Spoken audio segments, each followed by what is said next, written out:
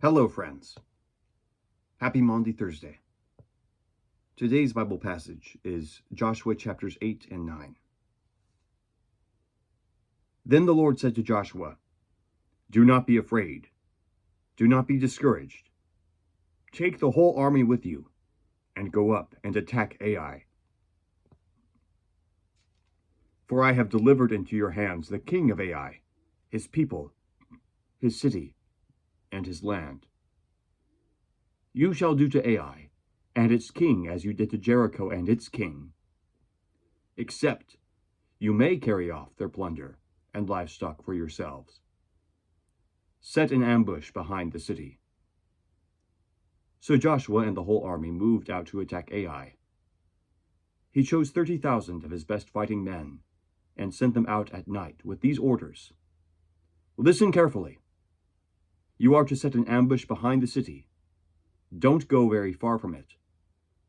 All of you, be on the alert. I and all those with me will advance to the city. And when the men come out against us, as they did before, we will flee from them. They will pursue us until we have lured them away from the city. For they will say, 'They are running away from us as they did before.' So when we flee from them, you are to rise up from ambush and take the city. The Lord your God will give it into your hand. When you have taken the city, set it on fire. Do what the Lord has commanded. See to it. You have my orders." Then Joshua sent them off, and they went to the place of ambush and lay in wait, between Bethel and Ai, to the west of Ai. But Joshua spent that night with the people. Early the next morning, Joshua mustered his men, and he and the leaders of Israel marched before them to Ai.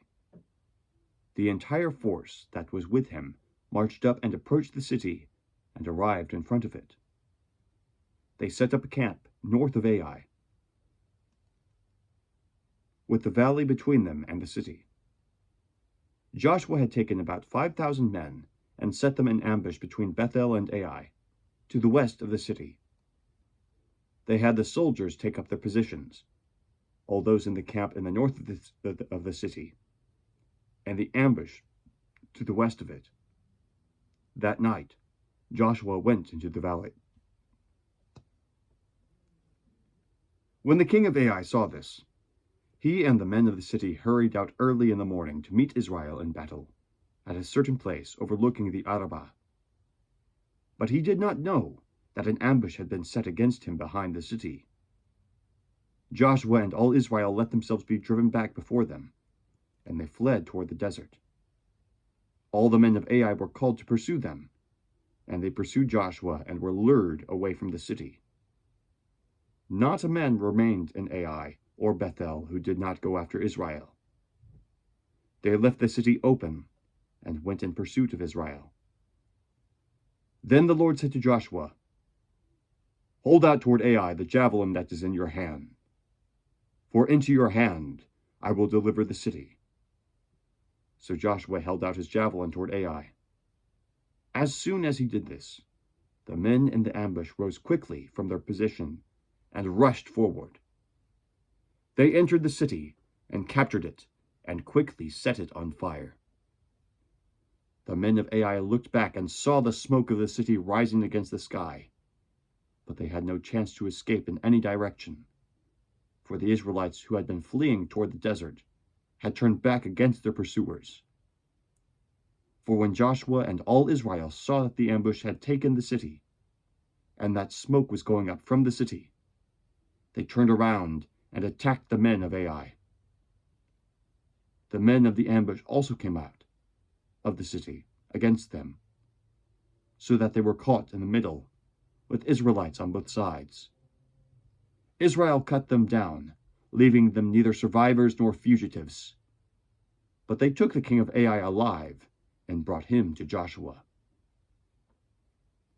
When Israel had finished killing all the men of Ai in the fields and in the desert where they had chased them, and when every one of them had been put to the sword, all the Israelites returned to Ai and killed those who were in it. 12,000 men and women fell that day, all the people of Ai. For Joshua did not draw back the hand that held out his javelin, until he had destroyed all who lived in Ai. But Israel did carry off for themselves the livestock and plunder of this city, as the Lord had instructed Joshua. So Joshua burned Ai, and made it a permanent heap of ruins, a desolate place to this day. He hung the king of Ai on a tree, and left him there until evening. At sunset, Joshua ordered them to take his body from the tree, and throw it down at the entrance of the city gate. And they raised a large pile of rocks over it, which remains to this day. Then Joshua built on Mount Ebal an altar to the Lord, the God of Israel, as Moses, the servant of the Lord, had commanded the Israelites. He built it according to what is written in the book of the law of Moses, an altar of uncut stones, on which no iron tool has been used. On it, they offered the Lord burnt offerings and sacrificed fellowship offerings. There, in the presence of the Israelites, Joshua copied on stones the law of Moses, which he had written.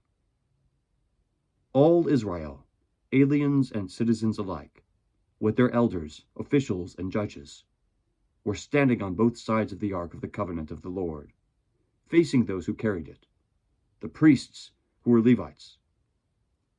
Half of the people stood in front of Mount Gerizim, and half of them in front of Mount Ebal, as Moses, the servant of the Lord, had formerly commanded when he had gave instructions to bless the people of Israel.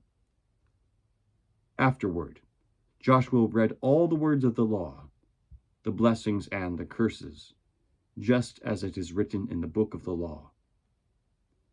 There was not a word of all that Moses had commanded that Joshua did not read to the whole assembly of Israel, including the women and children, and the aliens who lived among them. Now when all the kings west of the Jordan heard about these things, those in the hill country, in the western foothills, and along the entire coast of the Great Sea, as far as Lebanon, the kings of the Hittites, Amorites, Canaanites, Perizzites, Hivites, and Jebusites, they came together to make war against Joshua and Israel. However, when the people of Gibeon heard what Joshua had done to Jericho and Ai, they resorted to a ruse. They went as a delegation whose donkeys were loaded with worn-out sacks and old wineskins, cracked and mended. The men put on worn and patched sandals on their feet, and wore old clothes. All the bread of their food supply was dry and moldy. Then they went to Joshua in the camp of Gilgal, and said to him and the men of Israel, "We have come from a distant country. Make a treaty with us." The men of Israel said to the Hivites, "But perhaps you live near us. How then can we make a treaty with you?" "We are your servants," they said to Joshua. But Joshua asked, "Who are you, and where do you come from?" They answered, "Your servants have come from a very distant country, because of the fame of the Lord your God. For we have heard reports of him, all that he did in Egypt, and all that he did to the 2 kings of the Amorites east of the Jordan, Sihon king of Heshbon, and Og king of Bashan, who reigned in Ashtaroth. And our elders and all those living in our country said to us, 'Take provisions for your journey. Go and meet them and say to them, "We are your servants, make a treaty with us." This bread of ours was warm when we packed it at home on the day we left to come to you. But now see how dry and moldy it is. And these wineskins that we filled were new, but see how cracked they are. And our clothes and sandals are worn out by the very long journey."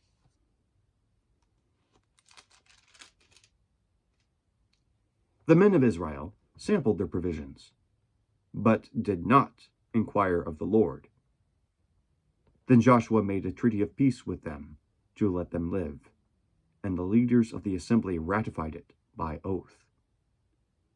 3 days after they made the treaty with the Gibeonites, the Israelites heard that they were neighbors living near them. So the Israelites set out on the 3rd day, and on the 3rd day came to their cities, Gibeon, Kephirah, Beeroth, and Kiriath Jearim. But the Israelites did not attack them, because the leaders of the assembly had sworn an oath to them by the Lord, the God of Israel. The whole assembly grumbled against the leaders, but the leaders answered, "We have given them our oath by the Lord, the God of Israel, and we cannot touch them now. This is what we will do to them. We will let them live, so that wrath will not fall on us for breaking the oath we swore to them." They continued, "Let them live, but let them be woodcutters and water carriers for the entire community." So the leader's promise to them was kept. Then Joshua summoned the Gibeonites and said, "Why did you deceive us by saying, 'We live a long way from you,' while actually you live near us? You are now under a curse. You will never cease to serve as woodcutters and water carriers for the house of my God." They answered Joshua, "Your servants were clearly told how the Lord your God had commanded his servant Moses to give you the whole land and to wipe out all its inhabitants from before you. So we feared for our lives because of you, and that is why we did this. We are now in your hands. Do to us whatever seems good and right to you." So Joshua saved them from the Israelites, and they did not kill them. That day he made the Gibeonites woodcutters and water carriers for the community and for the altar of the Lord at the place the Lord would choose. And that is what they are to this day. The word of the Lord. Thanks be to God.